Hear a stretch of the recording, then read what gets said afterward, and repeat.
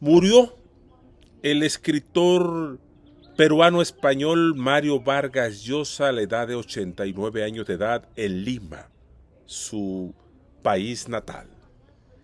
El mundo de las letras está de luto.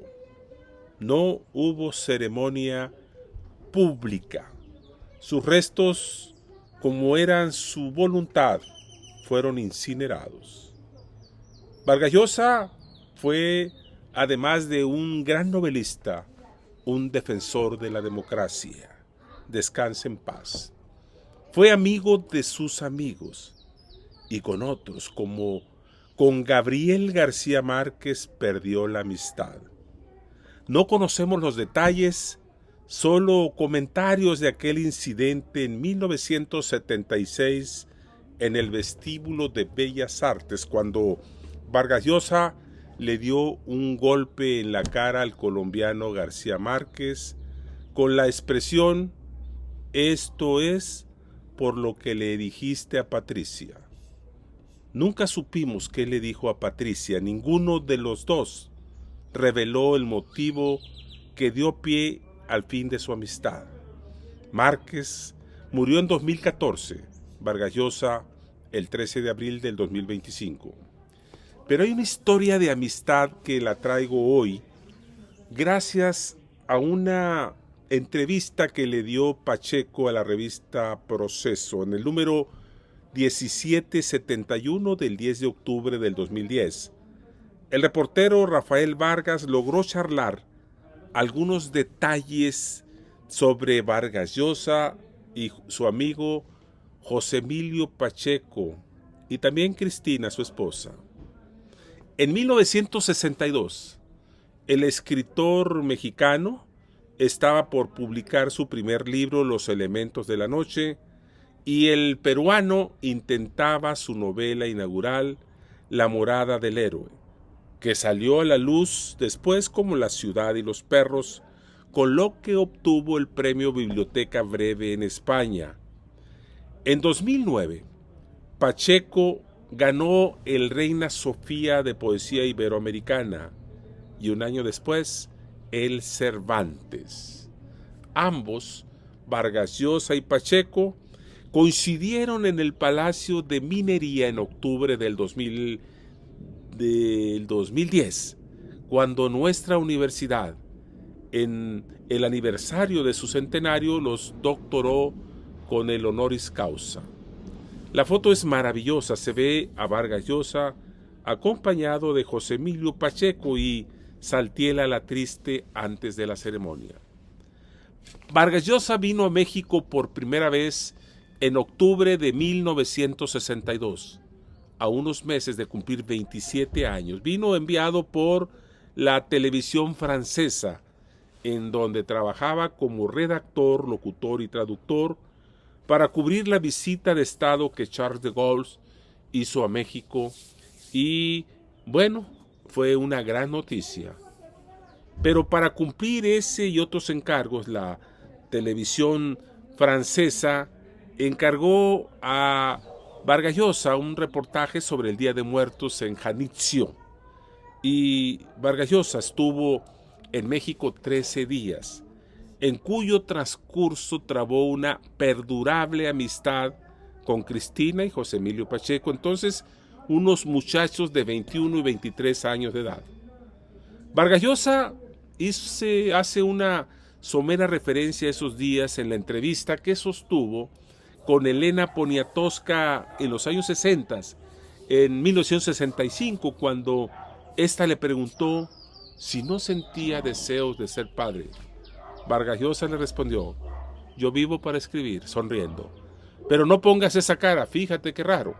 Un día fui a comer con los Pacheco, con José Emilio y con su mujer. Cristina, qué bonita muchacha, ¿verdad? Qué dulce. Y ahí estaban los dos, muy jóvenes.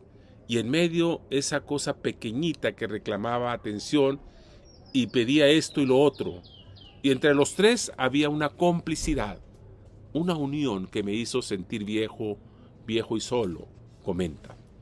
Para abundar en la historia de esa amistad próxima del medio siglo, en la que hasta ahora solo se han sabido algunos datos sueltos, dice el reportero, Proceso le solicitó a Pacheco que aceptara compartir con los lectores algunos apuntes del trato de su colega peruano.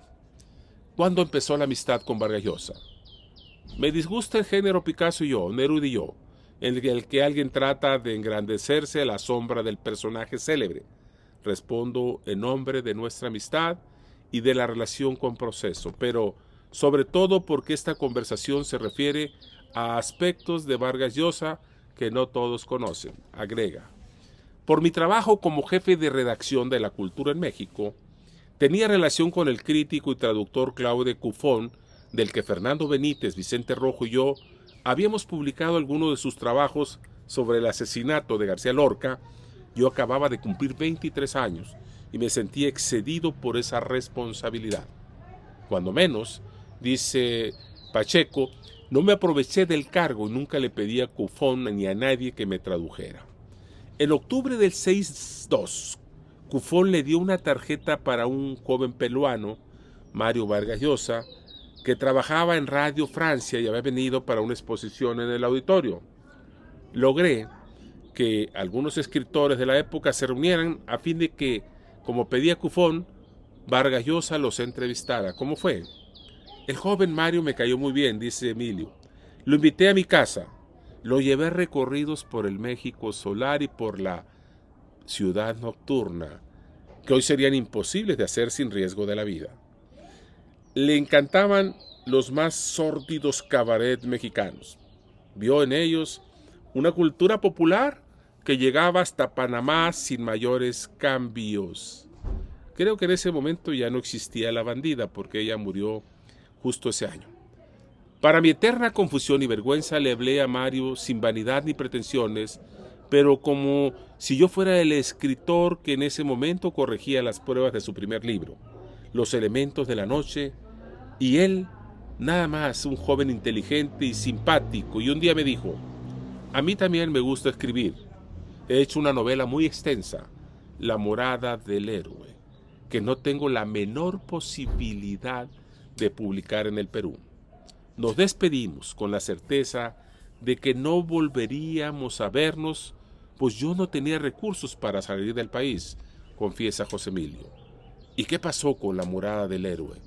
Cambió su título por La ciudad y los perros, y ganó el premio Biblioteca Breve, e inició lo que se iba a llamar el boom de la novela hispanoamericana. La nuestra, dice, fue la última generación que escribió cartas, de modo que iniciamos una correspondencia prolongada durante muchos años. Me envió su novela, que desde luego me encantó. Yo le mandé Los elementos de la noche. ¿Cómo olvidar que él hizo la primera reseña de mi primer libro? Imposible no citar aquí, aunque Pacheco quizá lo desapruebe, dice el reportero, un fragmento de esa reseña publicada en la página 12 del diario limeño Expreso el 5 de septiembre del 64. Comillas: lo que sorprende justamente en el primer libro de poemas de José Emilio Pacheco, joven mexicano destinado a ocupar un lugar sobresaliente en la literatura latinoamericana, a juzgar por los méritos excepcionales de Los elementos de la noche, es la ausencia de ese primer estadio de balbuceo y de indecisión frecuente en que el poeta comienza. Tanto la actitud frente al mundo como la elección de los temas y el uso de la palabra del autor de esta obra muestran a un creador perfectamente formado, con una visión lúcida y muy personal de la realidad, y dotado de facultades expresivas nada comunes. Pacheco, dijo Vargas Llosa, merece figurar desde ahora entre este grupo de autores: Javier Villaurrutia, José Gorostiza, Alfonso Reyes, Octavio Paz, que han hecho de la poesía mexicana una de las más ricas y profundas de la lengua de nuestros días. Fin de la cita. En Garibaldi hablamos de nuestras preferencias literarias y de escritores que en esos tiempos nadie leía. A Sorín, a quien le dedicó en los 90 su discurso de ingreso a la academia, y Samuel Beckett. ¿No es una gran contradicción?, le pregunta el reportero. No tanta. A principios del siglo XX, Azorín y Unamuno publicaron las primeras novelas experimentales o antinovelas en España, mientras que en Europa predominaba el realismo. Yo había intentado traducir Kommen Sie steht ob Kopf it is de Beckett y me había hundido en el fracaso. Mario me dijo, vamos a hacerlo juntos, José Emilio.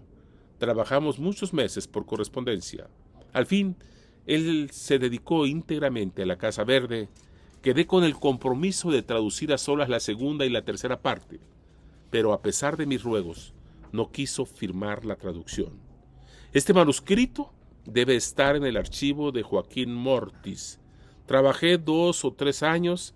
Por todo ese esfuerzo cobré 1,700 pesos, 10 pesos por cuartilla, lo que se pagaba entonces, y no fue culpa de Joaquín Díez Canedo. Sin embargo, aprendí mucho. Sin como es, no existiría, morirás lejos. Órale. El reposo del fuego está dedicado a él y a Patricia, su esposa. Sí, es lo menos que podía ser. Gracias a Ramón Chirao, Gordon Brotherson me dio una beca de $1,190 mensuales en la Universidad de Essex, que iba a ser el Beckett de Inglaterra en 68. Con ese dinero futuro, lo que ganaba con mis 1,200 trabajos en México, no podría pagar el viaje de mi esposa y de mi hija. Vargas Llosa se enteró y nos dio para los boletos, gracias al premio Rómulo Gallegos que acababa de ganar en Caracas. Por cierto, releí El reposo del fuego y me impresionaron sus 2 primeros versos. Parecen hablar, y no por mi voluntad de México en 2010, nada altera el desastre, llena el mundo la caudal pesadumbre de la sangre. ¿Es de suponerse que en estos años en Inglaterra se bebieron mucho?, pregunta el reportero. No tanto, como yo lo hubiera querido. Sin embargo, iba algunos fines de semana a nuestra casa en Wivenhoe y nosotros a la suya y de Patricia en Londres. También frecuentábamos a Carlos Fuentes en Hampstead. Un sábado me tocó asistir al momento en que Carlos les puso a Mario su proyecto de un libro colectivo de relatos sobre los dictadores hispanoamericanos. Imagínate todas las novelas que salieron de ahí. Cuando ellos emprendieron un largo viaje, nos dejaron gratis su apartamento de Earls Court. Me dijo, puedes ver todo lo que hay aquí. No escudriñé sus cajones ni sus cuadernos, pero no resistí a leer el inmenso manuscrito que estaba en su escritorio. Era nada menos que Conversaciones en la Catedral, recién terminada. La leí absorto durante 4 o 5 días, me fascinó y me sigue encantando con la pregunta hoy clásica de ¿en qué momento se jodió el Perú? Ahora todos decimos ¿en qué momento se jodió México? Al comenzar la década de los años 70, hiciste el prólogo a su grabación de voz viva de América Latina y un guión que nunca se filmó, de Los Cachorros, le pregunta el reportero. Sí, él tuvo la generosidad de pedir que me los encargaran. Me gustaría rehacer y actualizar ese prólogo que ha seguido apareciendo como si este no fuera otro mundo. La historia del guión es muy triste y muy complicada, comenta Pacheco. Era imposible adaptar a imágenes un libro extraordinario que es todo lenguaje. Trabajé mucho y muy bien con Jorge Pons. A lo largo de varios tratamientos nos reuníamos todas las mañanas, pero un día Pons desapareció. Pasaron 40 años antes de que lo volviera a ver. Un minuto. Debo decir que antes de esfumarse hizo que los productores me pagaran. Me enteré por el periódico de que Los Cachorros iba a filmarse con otro guión en el que no tuve nada que ver. Arturo Rimstein me dijo que era un acto de pena y delicadeza por parte de Pons. No se atrevió a decirme que no iba a utilizar el guión más suyo que el mío, porque no pudieron encontrar 3 generaciones de actores que tuvieran parecido físico en las edades sucesivas. El cine es una industria que procede con criterios nada industriales. Se gasta mucho dinero y mucho tiempo en trabajos que no van a servir para nada. Perdí mis mejores años escribiendo guiones que jamás se filmaron. El obsceno pájaro de la noche sobre la novela de José Donoso. Tomochi de Heriberto Frías, Antonia de Ignacio Manuel Altamirano, no sé cuántas más. Esperemos que me hayan servido de práctica, dice Pacheco. En esos tiempos apareció el libro de García Márquez, Historia de un deicidio, que está dedicado a Cristina y a ti. Pasó muchos años fuera de circulación y ahora ha reaparecido, aunque solo en las obras completas, le pregunta el reportero. Tengo el que debe ser el único ejemplar en el mundo dedicado por los dos. Eran los tiempos felices de la generación de la amistad, como se dijo en España de los poetas del 27. En una de las crónicas para la cultura en México equiparé lo que había sido para el verso el grupo de Rubén Darío y Leopoldo Luganés, con lo que era para la novela de los 70 el conjunto de amigos reunidos en torno a la generosidad de Carlos Fuentes. Por desgracia, todo acabó mal, le pregunta el reportero. Sí, responde Pacheco. Me dolió mucho y todavía no dejo de lamentarlo. No podía tomar partido, y tú bien sabes que la neutralidad solo sirve para quedar mal con ambas partes. Nunca hubo ruptura, pero la amistad con Vargas Llosa y con García Márquez sufrió un quebranto del que jamás se repuso. Pero tú y Vargas Llosa siguieron viéndose.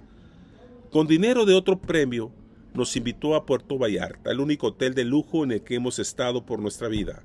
Nos reunimos cada vez que él y Patricia vinieron a México. En 1981 compartimos algunos días en Berkeley, donde tuve el primer y último diálogo público con él. Después ya no hubo cartas, no hubo conversaciones telefónicas. Ya en el siglo XXI, me sorprendió mucho conocer en Guadalajara a Arturo Pérez Reverte. Me dijo, Vargas Llosa lo ha propuesto para el Premio Cervantes. Le contesté que se lo agradecía, pero que entre tantas figuras importantes de las letras hispánicas yo no tenía ninguna posibilidad y además era incapaz de pedir cartas de apoyo, ayuda editorial e institucional y movilizar agentes literarios. Pero se hizo el milagro. Para mi asombro, confusión y desde luego inmensa gratitud. Nos volvimos a ver en la comida con los reyes de España. El corolario de esta relación fue el doctorado de la UNAM. Mario Vargas Llosa se portó tan cordial y afectuoso como siempre. ¿Quién iba a decirles a esos dos jóvenes de 1962 que la amistad iniciada en Garibaldi, una noche de tragos, iba a culminar en 2010 a unas cuadras de allí, en el Palacio de Minería, y sobre todo con el premio Nobel tan merecido? Es uno de los mayores alegrías de mi vida, dijo José Emilio Pacheco a Proceso, y le agradece. Gracias por permitirme hablar de todo esto. Una entrevista maravillosa de la amistad.